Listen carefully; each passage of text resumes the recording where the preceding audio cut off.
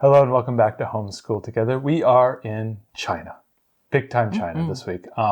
Big time. Big time. And so It's last exciting. week we talked about Kush. We talked about the kind of the end of the northeast section of Africa. And now we've gone and done another thing that we talked about before, which is we have to go back in time because a lot of these civilizations. You know what? Maybe we should just do timelines that are just like parallel. Yeah. You know, which is we'll talk about history year Well, by year.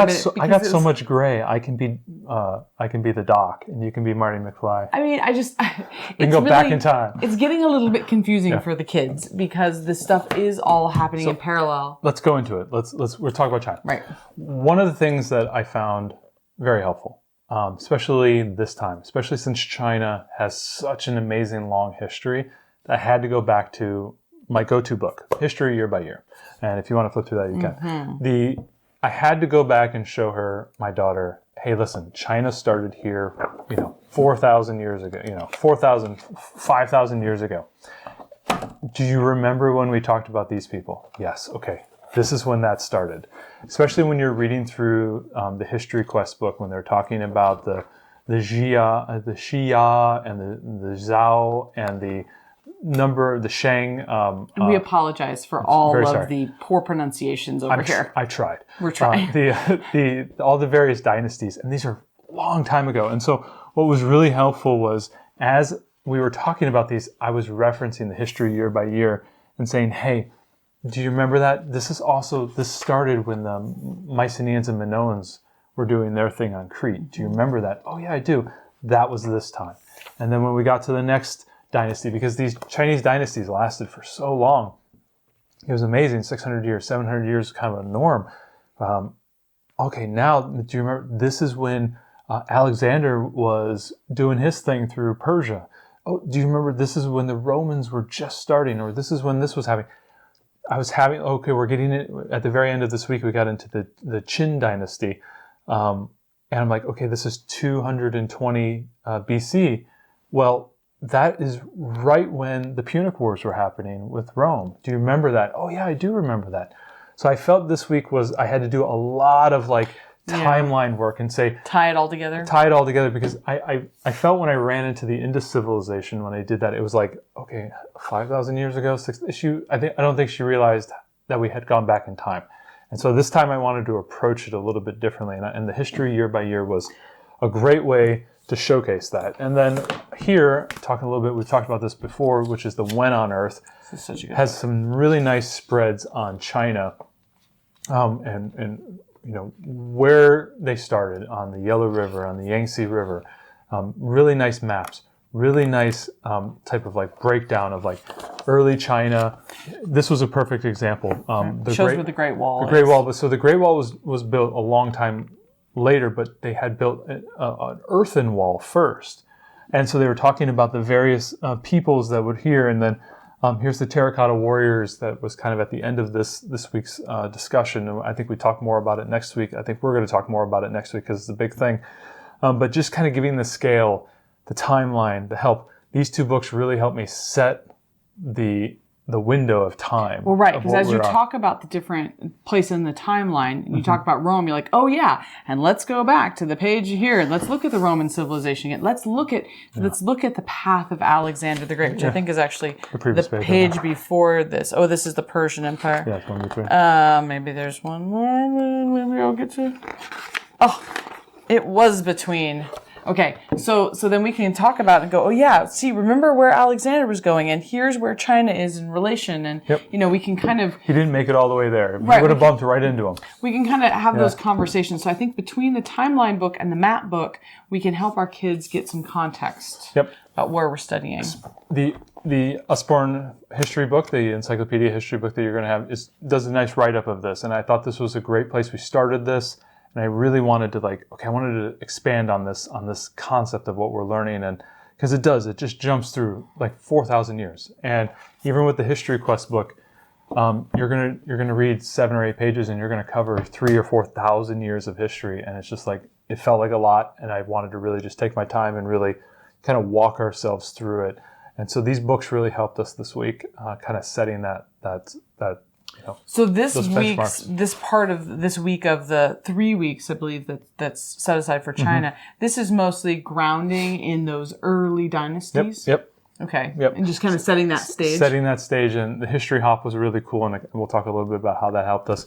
Also, Eyewitness, obviously, Ancient China. This is really nice because is a great book. We showcased the Africa book, and I don't know if they have an Ancient Africa book. They don't. They don't. I don't believe. So this is really cool that they have an entire book centered on Ancient China. So this is a book, I think, if you're looking for an additional spine for these 3 weeks, I would really think about bringing this book in from the library, checking this one out. I think this one will help you. Obviously, with the thing we love about this is the visuals are real. It's almost like a museum in a book. This is, I think, going to help you a lot this week, and we've already dove into it a bunch of times, especially when they were talking about the handwriting, the Shang dynasty, and their handwriting with the bones, the oracle bones. Some of the early handwriting. So it was really cool to see some of the actual bones that they found and see the actual handwriting. And again, because it's a kind of that beautiful script style writing, you can actually look and maybe have your learner copy some of that down on a piece of paper, and you can really imagine what type of art projects you can do. We felt this week was needed a lot of grounding and needed a lot of additional help on setting that scale, because I think the next couple of weeks are going to be a lot of fun. Yeah. So I think for just kind of finish up with China for media, we did. The girls started to watch the original animated movie of Mulan. Oh, we got through the first Mulan. So here's pro tip, guys. Pro tip. I have a car ride. I got to go back and forth to pick up kids, and I got to drive around. I had to go to an event with some friends. Had to take the kids along. Definitely had we're minivan folks, and you never thought you'd be minivan folks, and then you are, and you realize this is such a functional vehicle. The 5 stages of acceptance that minivans are the rule all the world. So put the movie on, threw on Mulan. We ripped through that. The girls loved it. And then they've seen it a couple times. Daddy, great. Now let's put in Mulan 2. So we're now on to Mulan 2. So we are just tearing through, because it's going to set up the book we're going to be reading next week. Which is Mulan Before the Sword. Exactly. It's the main book. And so we kind of got a nice little grounding. But this week's chapter book was Zoe and Sassafras.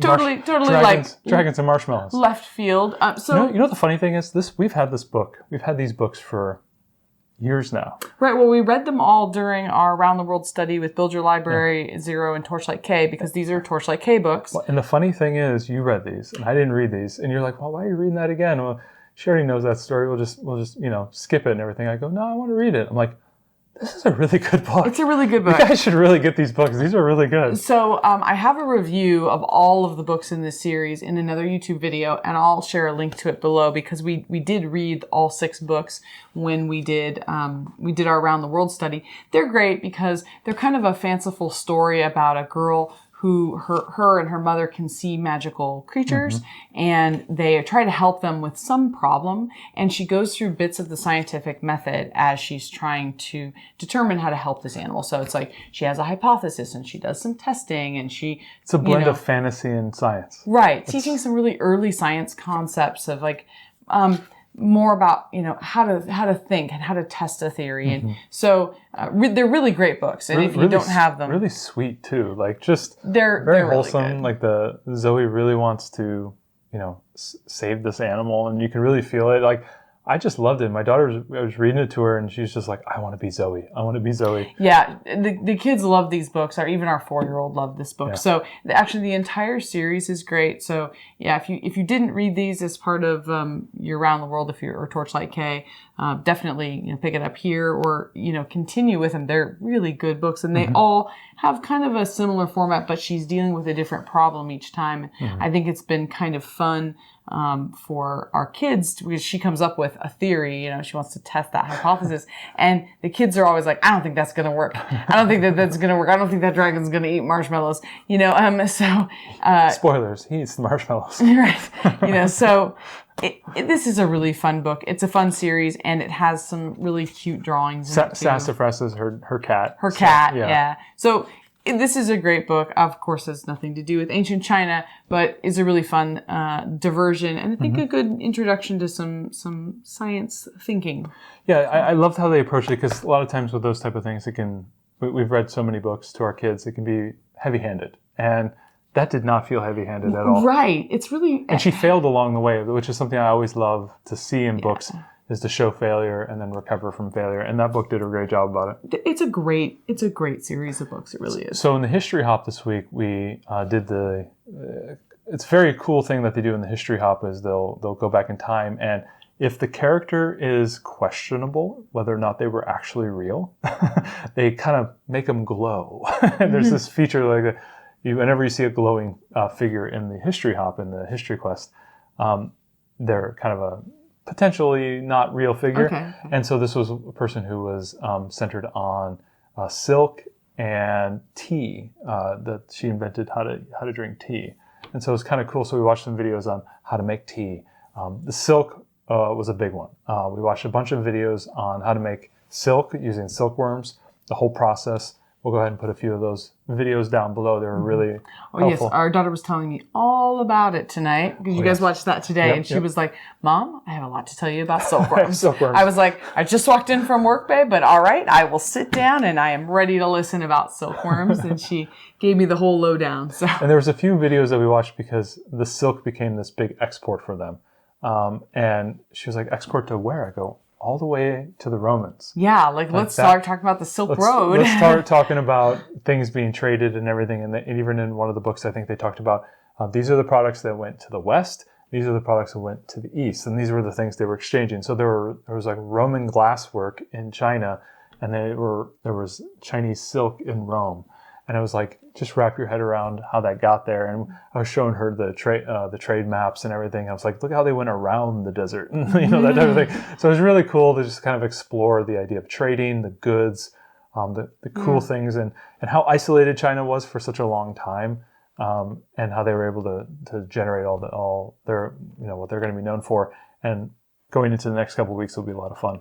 Yeah. Our daughters were really excited to jump into this. They loved studying China when we did our around the world journey. The artwork and a lot of the videos of like all the that classic Chinese art of like the various dynasty rulers and all that stuff.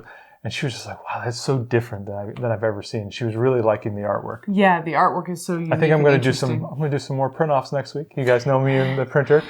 Do some more print offs. Maybe I'll get a couple famous rulers and see if she can do some coloring work. But it was really cool. It was a fun week. It was a great introduction. It was something just fundamentally new. I know we've been just kind of like in Egypt and Mesopotamia, Rome, Mediterranean. We've been just kind of in that same area for a long time. So it feels really good to kind of like get out and get to something completely different, completely new. Yeah, this was a really fun week. So looking forward to more of China. Yeah, we got another 2 weeks of China. Yep, so stay tuned.